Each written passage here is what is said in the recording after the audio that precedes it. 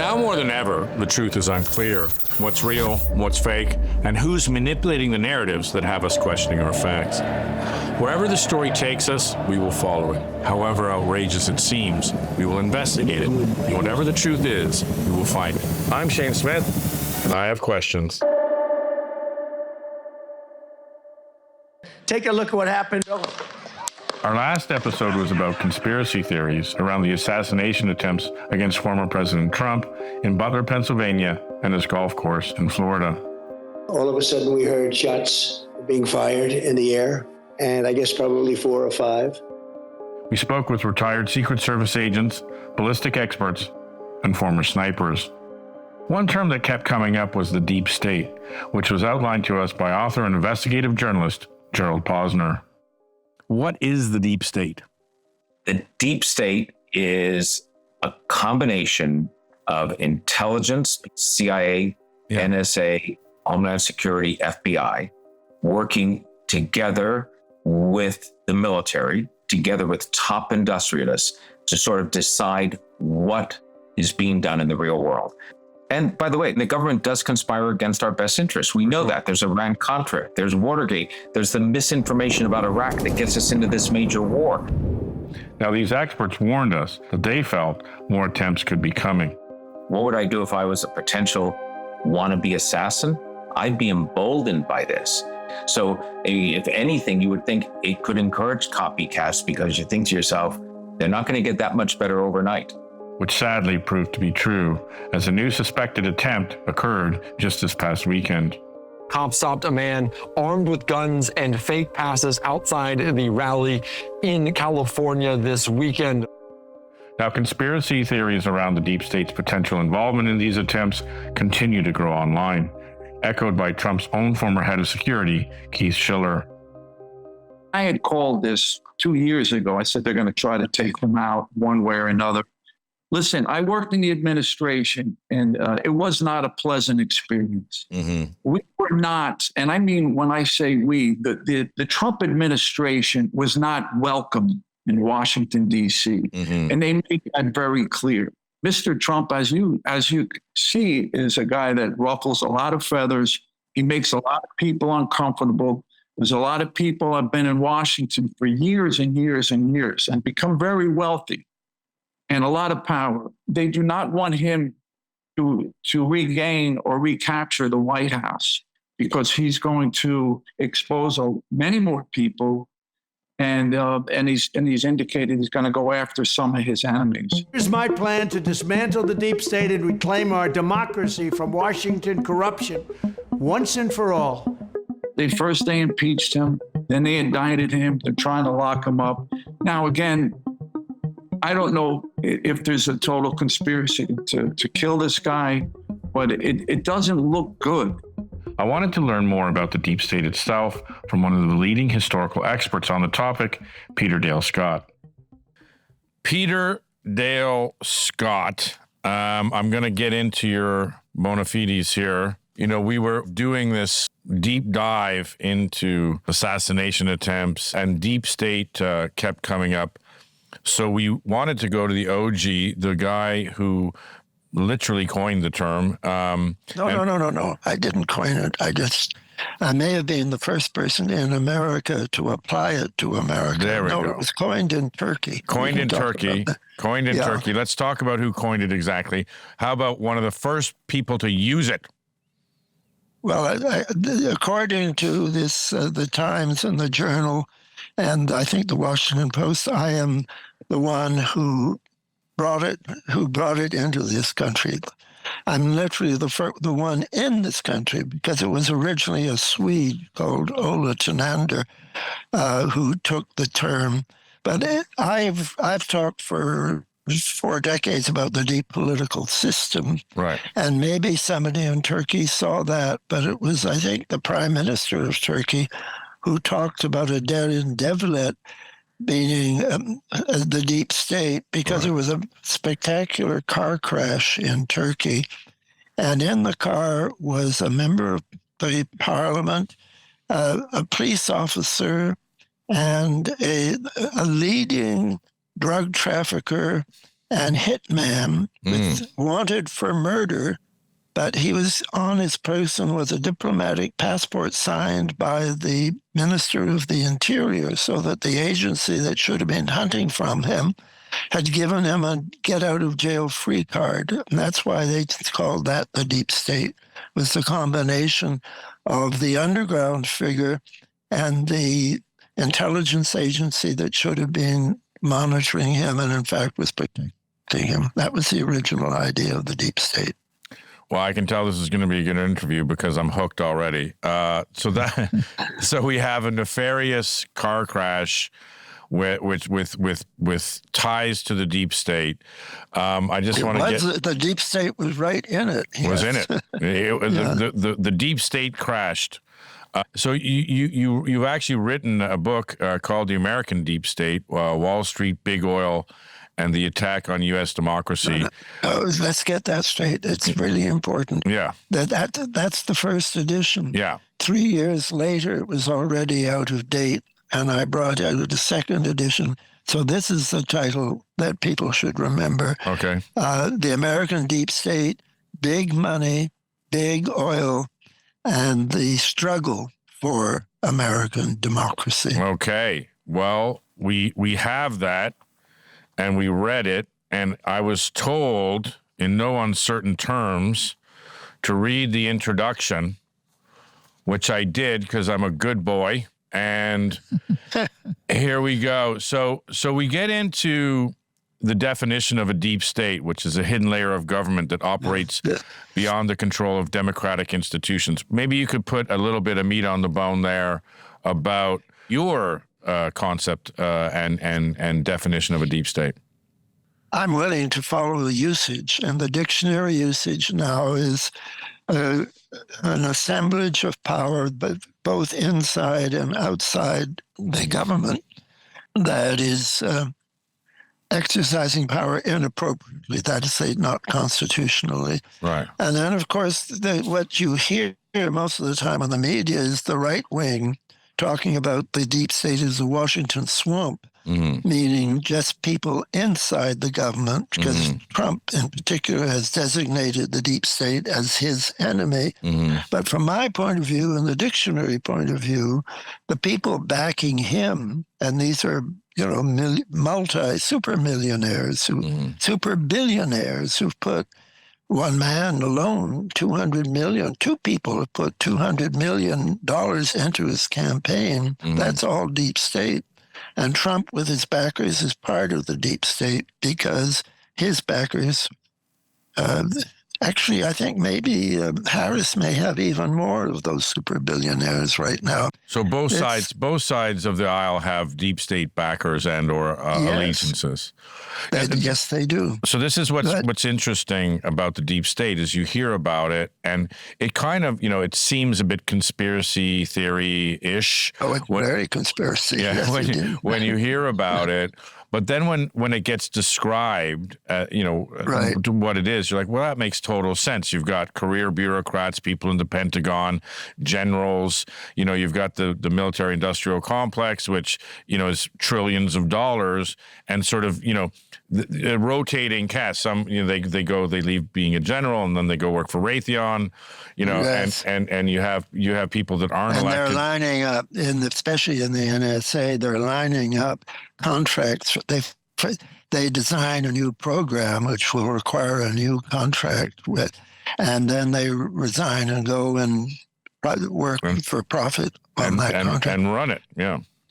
I want quickly to say that something that I added to my definition. Yeah. The deep state involves a collaboration between the upper world, including the super billionaires, and the underworld, that's to say organized crime. Yeah. And now you heard that in Turkey, that was the whole point, was the connection with organized crime. That this man Chatli was his name. He was a killer. He was a major drug trafficker.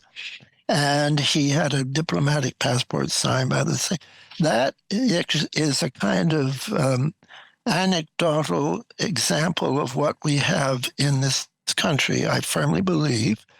And first of all, that what really happened in Turkey its center of gravity wasn't in Turkey, it was in America. I don't want to stop you, but this is fascinating because, again, in my research that I read because I was told to, I wanted to get into exactly this, and I want to add a third thing. So in the deep state, this is a perfect example. We have Turkey. You have the sort of, the drug dealer / underworld guy. You have the intelligence agencies. You have a car crash. Now, we have our own, intertwangling of intelligence agencies, government agencies, mafia underworld types in in Kennedy, in the Bay of Pigs. And by the way, the Bay of Pigs is out there. I mean, we did try to use the mafia and the CIA to assassinate Castro. Yes. So there is precedent that there is this deep state. There's a lot of swirling. It's out there now. It's out there now. It's out there now. Time. So maybe you could tell us a bit about that triumvirate, the state, the deep state, the intelligence agencies, and their relationship to the deep state, and then the underworld. I will get there, but I just want to finish with this man Chatli, who was the drug trafficker in Turkey. He was also active in South America, and so was America. Had another deep state connection in Italy with a group of terrorists who, there were 2 major bombings in the 80s, but they were actually staged bombings by the Italian intelligence agencies. Wow. But there were people in America who supported that. It was a way of saying, the country's falling apart, we need a stronger government. And the result was they did get a stronger government. And then there was a man in that group, an Italian a terrorist called Stefano Delle Chiaie, and he and Chatli moved together through South America. And eventually, I think in the early 80s, the 2 of them entered Miami together. And both of them should have been wanted. They were known criminals, but they got into the country safely. So that's why I say the center of gravity for this whole thing was here in America.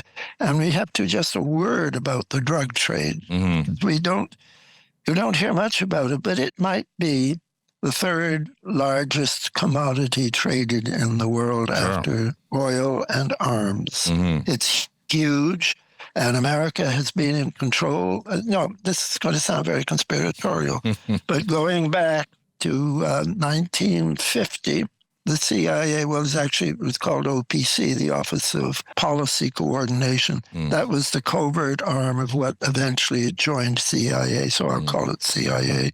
And they started an operation in Burma, which was nominally a plan to invade China, and it was meant flying arms and food and everything needed to a landlocked Chinese nationalist army there that wanted to invade communist China. They did one tiny invasion and were repelled immediately by the local forces. It wasn't a serious invasion, but they were in the drug trade. They controlled the drug trade out of Burma. And the airline that was supplying them for 10 years changed its name in 1959 and became Air America. Yeah. It was an airline which was actually 60% owned by nationalist Chinese, but it was controlled. The pilots and the people on the ground, those personnel were all U.S. intelligence personnel or specially trained technicians to help them. So America's been was back then, behind the drug trade out of China for the deep state purposes. Because it gives you money and it gives you troops. And then when Nixon wanted to get out of, to start recognizing mainland China as a way to weaken the power of Russia, America started disconnecting from the people in Burma. But that's when you suddenly get Zbigniew Brzezinski, and the year is 1979. He boasts about the fact that he gave Russia their Vietnam and Afghanistan, and the whole of the drug trade shifted over there. and the Center for Opiates, Heroin, all of that moved from Burma, and it moved over to Afghanistan. And I have to say, in 1 year, I know this is off the subject, but it's the deep origins of this amount of power that there is in these deep state connections, that according to the government's own sources, the amount of heroin coming into this country from what they call the Golden Crescent, which is that Afghan-Pakistan border that nobody controls, it went from 0% in 1 year to, I think, 60% in the next year. So something as big as that is not just an accidental or market operations. And then actually there are CIA documents which the CIA were helping to funnel heroin into American cities during Vietnam. Before it started right away, really, in 1952. In Boston, they picked up a tin of, it was opium. It was originally more opium than heroin, and then they put eventually heroin refineries in place in Asia. And the tin said clearly that it came from Bangkok. But they blamed it on communist China. Well, Bangkok was very anti-communist. Sure. And then there was a big bust in 1959, and one of the people arrested, they didn't talk about his politics, but he'd been chairman of the Anti-Communist League in San Francisco. And they did put him in jail, but there was another man who was his boss, and they deported him. Well, they deported him back to Taiwan, where he came from, which is where he wanted to be. So they were helping him, not punishing him for this crime. And then they went on the airwaves again and said this was communist opium, communist Chinese opium from Yunnan. Well, it was probably from Yunnan, but it didn't go through Shanghai and China. It went south to Bangkok, and then to probably to Taiwan, and then to America. So, and America goes into Vietnam, and then, heroin usage explodes in America. The CIA has links. And then Afghanistan, during our occupation, there's never been more heroin produced or distributed than during the U.S. occupation of Afghanistan. Right. Afghanistan was number one in the source of. So what was going to happen after America pulled out? I was really waiting to see. It's dropped way down from we're talking about thousands of tons of heroin.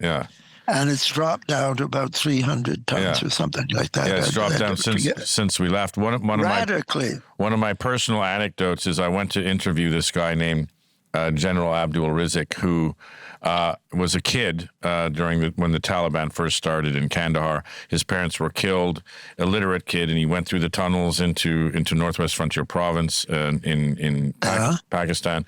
And he, swept, a floor in a store, so very poor.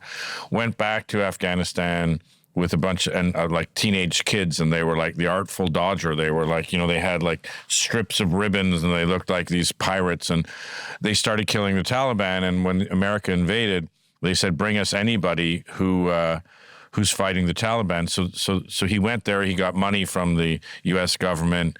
He got support arms, and he became known as the Taliban killer. And he was a bit of like a General Kurtz. He went back to Kandahar, and Taliban action went to zero. But he also became the biggest because he controls the border between Pakistan and Afghanistan in Kandahar. He became the biggest drug dealer probably in Afghanistan, and sort of but most of the drugs came from that part of the south there. Exactly. Helmand and Kandahar. Exactly. The two big provinces. So I interview him, and I came back to Kabul, which after Kandahar is like coming to Paris in the springtime. And the American embassy to my hotel, they sent a cell, so DEA. CIA and Treasury, and they took me to the basement of the U.S. Embassy, and they said, "Okay, we'll trade stories with you. We'll give you stuff on deep cover if you give us Rizik." And I'm like, "Give you Rizik? What do you mean? I don't speak Pashto. I just went to I asked him questions in English, and he answered me in Pashto, and then we have to translate it."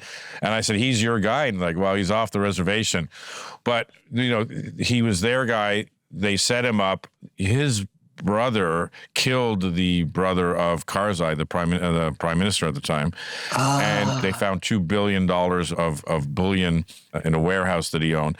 Anyway, it was just that when the Americans were there, the amount of money, the amount of heroin, the amount of arms that were just flowing through there, right. and then being funneled back into America. It's an incredible thing. So anyway, we got the drugs, we've got the underworld, we've got these guys, terrorists, Italian terrorists, and Turkish guys coming into Miami.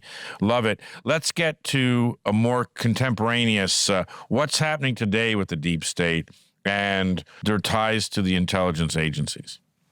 Well, I'm sorry, I'm going to get there, but again, I have to take a step in between. Okay. I have changed my thinking because I now realize that there were three of us who wrote about it. We all wrote about the deep state as if it was a thing, a kind of in the singular. Right. But I now realize that deep politics, which I've talked about much longer, there's more than one force in this country that plays deep politics. There's more than one upper world source that has connections to the organized crime. You may admit there was a woman called Karen Silkwood who exposed real corruption in her oil company and illegality in her oil company, Karen McGee. And she was driven off the road and killed by a big truck. And they made a movie about it. She became famous. Well, called Silkwood, that was Karen McGee made a deal with the mob to kill her. I had a friend who was a researcher until a big truck tried to run him off the road. And he's now doing research into, I think, ancient Jewish history or something like that. In fact, I know two people got out of this field and went back to studying something else. And so I now see that America is, it's okay to call it a democracy, but it's really, if you look closer, it's a oligarchy that's striving to become a democracy. And it's always been, at the beginning, a very enlightened oligarchy. That's the founding fathers. John Hancock was the equivalent of a millionaire today, who saw that their future this could be a better country. And America's had a very bumpy history from the beginning. We've had periods where you move forward and everyone believes in the future. And today, not for the first time, people have given up faith in that future that we can be better. And just as it's like what happened in Britain in the 19th century, it began as a progressive force, and then it lost faith in the future and became a reactionary force. And the end of the British Empire is very much like what we're seeing today, because Britain started fighting forever wars on behalf of their ruling class. They fought the Boer Wars so that Cecil Rhodes could get access to the gold fields in the Orange Free State, which was a small state that had done nothing to Britain, and Britain ended up invading it, and that was a sign that the British Empire was ending because they had lost that faith that they should be getting better. And we too now have our forever wars, and we invaded Iraq, which was and Afghanistan both in 2001 after 9/11. And that was a favor to the big oil companies, not for the oil in Iraq, but to just have troops near the big investments that they'd made in Kazakhstan after the breakup of the Soviet Union. So this is a bad time for America, but I don't want Americans to despair. I want them to rediscover the hope that made this a great country, because it's not a pure democracy, but compared even to Britain, it's a more democratic country, and it has to continue to want to be democratic. And that's why we talk about the deep state, which is a way of breaking that progress forward. Now, what was the question you wanted to ask? If something's happening today? Yeah, so we're talking about the history of the deep state, where it came from and how it sort of evolved over the years. But so more contemporaneously, like what's happening today in the deep state and what's happening today with their relationship with the intelligence agency? I think you want to make it contemporary. Yeah, sure. And yes, somebody tried to take a shot at Trump. Yeah. They didn't succeed. But I call this a deep now because there's the deep state to me. It's like the atmosphere. You know, the atmosphere can be powerful. A weather system can be powerful, but it doesn't really have a shape or a unity. You can describe its center and its outline, but it's everywhere, a weather system. And the deep state is amorphous like that. But deep events are still happening. And what happened last week is a deep event because they're not telling us all they should about this man, Routh, who took the shot. He published a book about his time in the Ukraine as part of a united Ukrainian mercenary force. His job was not to fight. He's 58, he's too old but to fight. But he was recruiting people all over the world. He was picking up veterans of people like your Abdul in Afghanistan. He was hunting them out and offering them free trips to Ukraine to fight for Ukraine, and some of them, I think, have done that. So I say that this is deep state activity. He was hired to do that, I believe, because he waited 12 hours and was nowhere near Trump when they saw the gun sticking out and picked him up. Or maybe that's a fiction and they knew about it all along. I don't know. But I say that was a deep event. Or the one in Butler before, the guy who shot, he shot from the roof of a building that was occupied by the local sheriffs, and one of them had been up on top where it was, and that he said it was too hot, so he went downstairs. And then this guy climbed up from outside. Well, how do you climb upside with an automatic weapon? Right. And they were following him. They knew about him. They had been tracking him before he climbed up. It's very hard for me to believe they stopped tracking him at the moment that he climbed up, unless this is another deep event. And then finally, I'll just point out that the press never pointed out that the bullet is supposed to have grazed Trump's right ear. Yeah. Well, about 4 or 5 days later, you see the right ear on television. Yeah. And there's no trace of any wound, of any scar, of any blood. It's a normal right ear. Yeah. So I would say, yes, we have deep state activity right now. And it doesn't mean it's all coming from one place. Yeah. It means that different people with their own underworld connections, their own illicit power connections are doing things. They're very deep into local police you forces. hit on two conspiracy theories at once there, which I love. But one is I can give you 8 more. Well, one is that it's too perfect. You know, it grazed his ear, and you know, if you've ever been in a war zone, and anytime a bullet goes near anybody, you know, you have to wear a colostomy bag for the rest of your life. So grazing an ear is as perfect as it gets, and the Iwo Jima sort of fight imagery. Oh, right. And so it's just too perfect. So that's one theory. The other theory is, of course, that it's a deep state theory. They're trying to take him out. I never said they wanted to take Trump out. No, my personal, and I have no evidence here. Sure, this is just me thinking. Yeah. I think that this was a pro-Trump activity to make Trump to give something to campaign on. Right. And he's making a big deal out of this. All right, in Butler, there were 8 shots fired. Yeah. One was a super shot, very, very close to the head. Yeah. 2 were pretty wildly off and killed and injured 3 people in the audience. And four of the shots were so wild that they just went off in the air and were nowhere near anything. Right. So you have one magic bullet that almost gets a target, and then 7 bullets that were off. This was a man who couldn't get into the gun club in his high school because he was always fascinated with guns. Yeah. But he was such a bad shot, they wouldn't let him into the gun club. Mm-hmm. And yet he got that miracle shot with a magic bullet.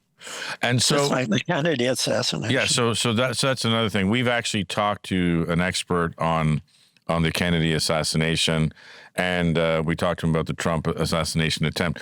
You know, let's get into that. So the deep state, you know, worked with the Mafia and the CIA to try to kill Fidel Castro, and perhaps, we don't know, but perhaps Kennedy, because there were ties to the mob, et cetera, with and with Jack Ruby, and then you have RFK, Martin Luther King.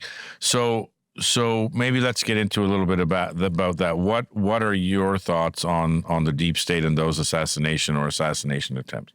Right after the assassination of Kennedy on November 22nd, 1963, John McCone, who was the head of CIA, but he was an outsider. He didn't know what was going on in CIA. Mm-hmm. He came to see Bobby that afternoon and said, one of your boys did it. And there just happened to be a newsman there who heard this.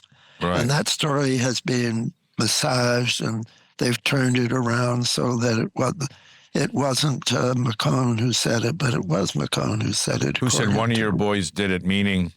Let me explain. Yes. Yeah. Bobby had been working with a bunch of Cubans all through 1963, mm-hmm. and they all thought that they were getting help to kill Castro again, that now Bobby was doing it. And in a sense, that's true.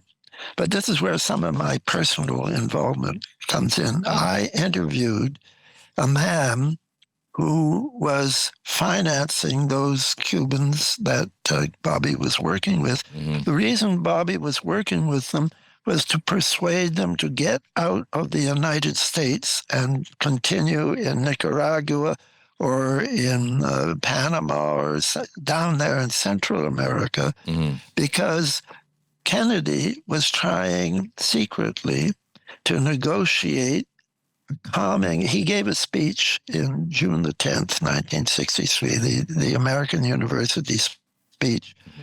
called "We Are All Mortal" speech, because that was, he said, you had the missile crisis. We mm-hmm. came that close to a nuclear war in 1962. Mm-hmm. There was somebody on a Soviet submarine who was ordered to fire a nuclear missile, and he said, I won't do it until I know what I'm shooting at. Yeah. And that unknown guy, well, I think they know his name, but he was a low-level guy. He saved the world, They saved the world. Yeah. And Kennedy said, this is not tolerable. Yeah. And I think the Russians were very scared, too. Yeah. And how was Kennedy going to? He didn't trust his State Department. He didn't trust his CIA. He was doing it privately. Oh. This may be really what got him killed, because there's a book with an alleged DIA, Defense Intelligence Agency report. The book was in 1975, but the report was supposed to have been around 1963. The DIA was wondering what Kennedy's up to and saying this is a security risk. You know, their job is to know what's going. And of course, in a democracy, everything is open and public, and you have an open society. And Kennedy was acting secretly, but he's acting secretly to stop the world from blowing up. And so that's why Bobby was trying to pay these people.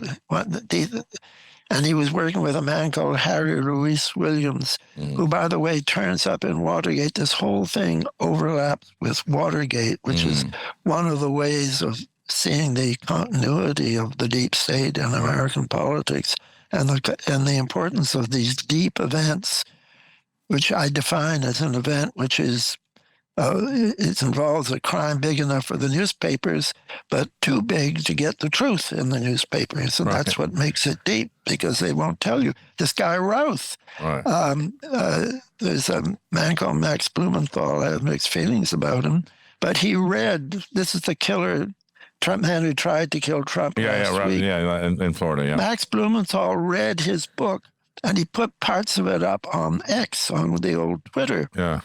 And they should make it clear that Routh is clued in with people. He's not a loner. Right. And so this should be news. But what happened, in fact, was that Elon Musk, one of our super billionaires who just happens to own X, Twitter, he closed Max Blumenthal's account, took down what had been posted. Wow. And why isn't the press, normal press, reading Routh's book?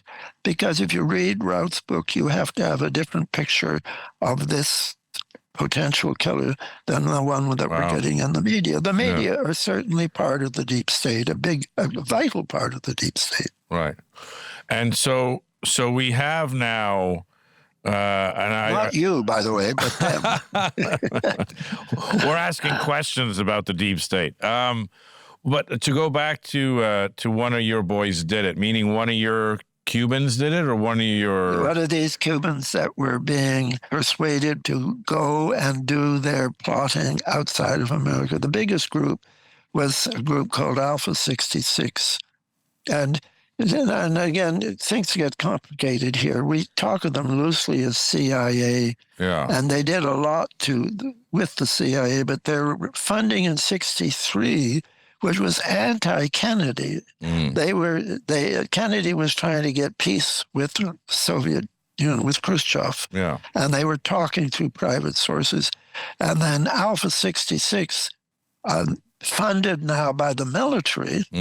This is not because the military was very anti-Kennedy at that time, and it's nothing to do with the military now, which is one of the more progressive elements of the government, because it's one of the most integrated elements of the government now. It wasn't anything like that then, and you had the Air Force general was very, very openly anti-Kennedy, and nobody quite knows where he was on November 22nd. It's somewhere up in either Lake Huron on the Canadian side or the American side.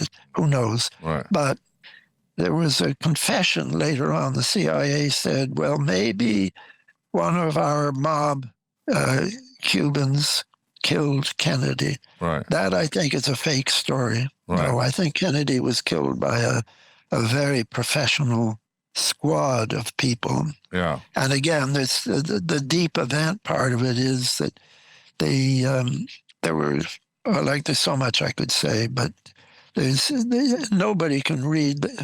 Everyone who defends the Warren Report, I think few people have read it. You have to believe that one bullet caused 7 wounds in 2 different people, shattering a bone on the way, and then fell out of Governor Connolly's body, Governor Connolly's body onto a stretcher, and then is photographed in the Warren Report, and it's untouched. Right. Well, anyone who knows anything about it, think, how could one bullet cause 7 wounds and not have any damage? How does a bullet fall out of a wound? Yeah. People believe that. And then they say people who believe anything else are conspiracy theorists. Maybe the most famous deep state action was the Iran-Contra affair. Yes. What? Well, that involved a deep state. And again, if you back up a bit, this involves Oliver North. Yeah, who we had it was all blown because there was suddenly a story in Lebanon, of all places, that said that the CIA was backing the Contras, and that this was using and that also involved shipments of arms to Iran. Yeah. And there was supposed to be, by law, no such arms because Iran was under sanctions because of what they did to the captives in the U.S. Embassy. And that's a whole deep state event that we don't have time for.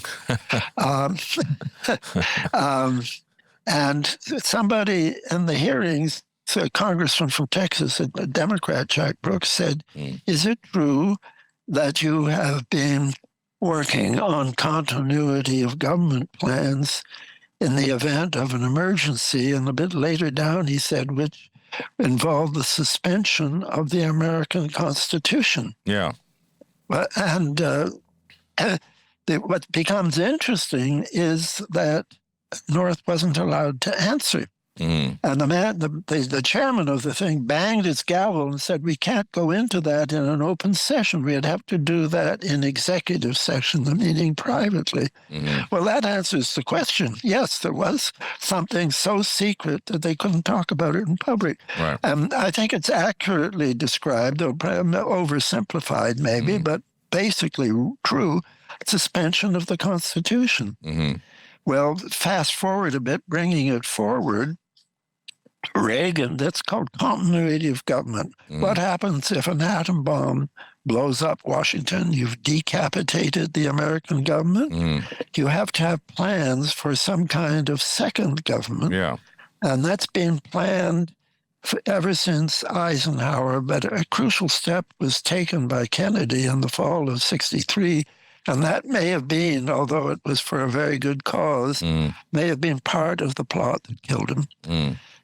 Because every deep event, this is, well, it is on the American deep state. I try to show that every major, I talk about some deep events. They happen all the time. You just mentioned two in the last month or so. Yeah. But some of them are big ones, and I call them structural deep events that change America forever. And the Kennedy assassination was one, Watergate was another, and 9/11 was one. And at least we know for the first time, continuity of government emerges in a government document.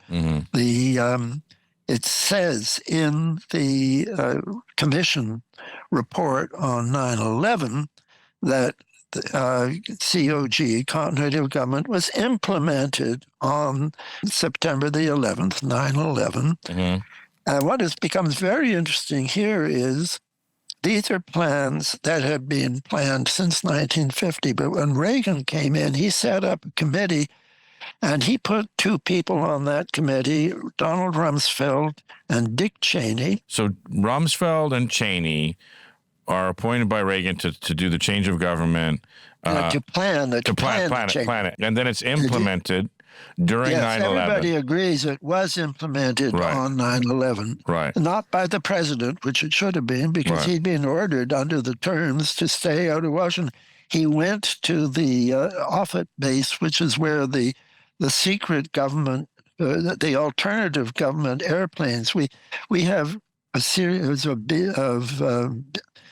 super planes. So there's one on the cover of the book and a little explanation. One of them flew over the Capitol on that day. Right. And so I have a picture of one of those planes on the cover. It actually happened. And then the fact that it happened, that's forbidden space for any airplane at all, of course. Yeah. But that fact that it flew over was itself suppressed. So it becomes part of this deep event, suppressed. And Bush went to Offutt Air Force Base, where all of these planes are based. Right. So he was in the hands of the secret second government. Right. And then after, this is the most important part of all. Yeah. Right away, when the president got back, and the Ashcroft, the attorney general, had been in Chicago, and he came back to Washington. And Addington, who was Cheney's number two, his legal man, said, you can't go back because we have COG here, you can't go back to the Justice Department. You have to stay out of Washington until the crisis is over. So that meant that Cheney and Addington talked to a man called John Yoo in the Justice Department. I know this is hard to follow. The important thing is that John Yoo is somebody who was so strong on we need more prerogative power, presidential power, not related to Congress, just acting unilaterally.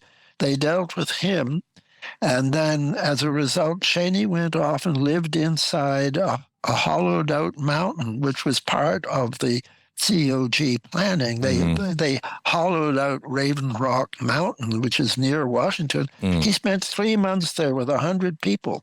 Wow. What was he doing? Well, in my book, I think it's pretty clear. They came up with the Patriot Act, which gave powers. A lot of this is stuff that the deep state people had always wanted.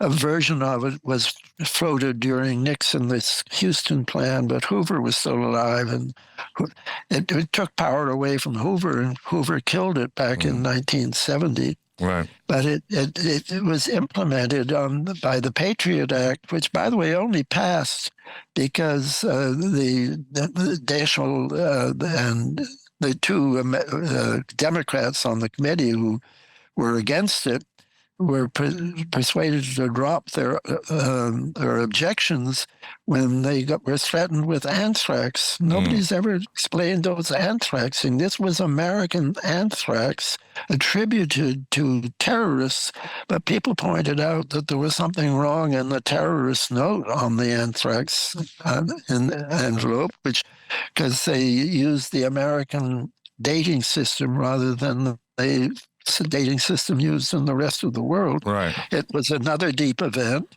It's the only impression you can go away from all this without reading the book is just that it's happening all over. And so in many ways, don't despair on America, but in many ways, anti-democratic forces in America have been at work. And it appears, until someone explains it, that we're still in that emergency. I know you're tired and we don't have a ton of time left. I just wanted to get to, we've talked about the deep state, the ties to Burma, the underworld, drug running, the Golden Crescent, Afghanistan, assassination attempts of Castro, of Kennedy, of Bobby Kennedy. So we've talked about a lot of these things. What are your views on the deep events in Butler and in Florida that have happened in the past few months? Well, we've talked about it a bit. Yeah. First of all, I don't know who was behind it, but what I do believe is that these were not loners, that the, particularly if we could talk about the Routh one, it is so blatant. Well, let's go. Yeah, go. Book. Yeah, the one last week who at the golf course. Yeah.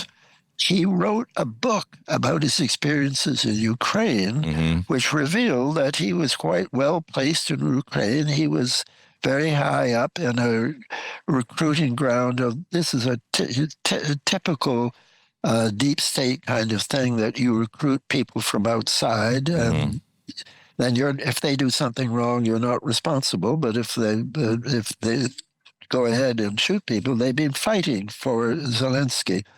And it's a publicly acknowledged fact that this man is pro-Ukraine and that he's been to Ukraine, but it's not revealed that he was actually recruiting people to come from the old mercenaries that worked for the CIA in Afghanistan. And they're all over the world now.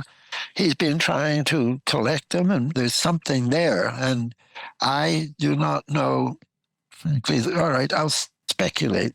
My motive is that this man, Routh, was hired to do it, or at least given directions to do it, by an oligarch in Ukraine, because Ukraine, believe me, has super oligarchs. In fact, Zelensky himself initially became the president because of the backing from an oligarch. I don't think Zelensky, obviously Zelensky doesn't want Trump because Trump has said he's going to end the war, which I think is good, by the way. That's a lot I don't like about Trump, but he's the only president since World War II that didn't invade some small country that had done nothing to us. Right. And that's a very big point in his favor. And he himself boasts about that. And he said he could end this war in a day. And that sounds crazy, but I sort of agree. I think everyone knows how to end the war. And they almost did reach an agreement in Turkey months after Russia invaded. They wanted to invade to get what they want, which is get the Russian part. There's part of Ukraine that's only artificially there, and always votes against the West. And the two parts of the country don't get along at all. And they've been at war, in effect, on a very small war since 2015. It's just that Russia came in and escalated it. And yes, that could end in a day. So, yeah, Russia, you take the Russian part, and the rest of the Ukraine will join the European Union and be Western. And that there will be no NATO. All of that could be agreed. It was agreed on. It was agreed on in 2022. And then, for some reason, Zelensky suddenly said, no, I can't. His people had agreed to it. I think he had agreed to it. And then he said, no, I can't agree to it. And you suspect that he was told by Washington that he shouldn't agree to it because Washington wanted that war. You could say, I don't have time to argue this, but that America goaded Putin into invading. Right. So, yes, it could be ended. But I think an oligarch would be in a position to get rid of Trump and keep the war going because it's big money for the oligarchs in Ukraine. Sure. A tremendous amount of money is coming in. Hundreds of billions of dollars. Hundreds of billions, yeah. And that's always, that we have a legitimate economy. Every country is full of flaws, and America is no exception. But by and large, I've lived in, I think, 4 or 5 countries for more than a couple of months. And even Russia, I haven't been there more than a week in the case of Russia, but they're nice people and nice, we're all moving slowly forward. It's one great civilization uniting us all. But America is still further, more advanced, more hope for a more peaceful future. That is still here in America more than it is in other countries. We're all humans at the end of the day, and we're all just trying to get through the day. And the deep state is out there, and we appreciate your time today, Peter Dale Scott. As these deep events unfold and we get more information, we'd love to talk to you again. And we're going to keep on there. They still haven't released the report on the first assassination of Donald Trump, let alone the second one, but we're going to keep on it. We appreciate your time. Thank you so much. Thank you.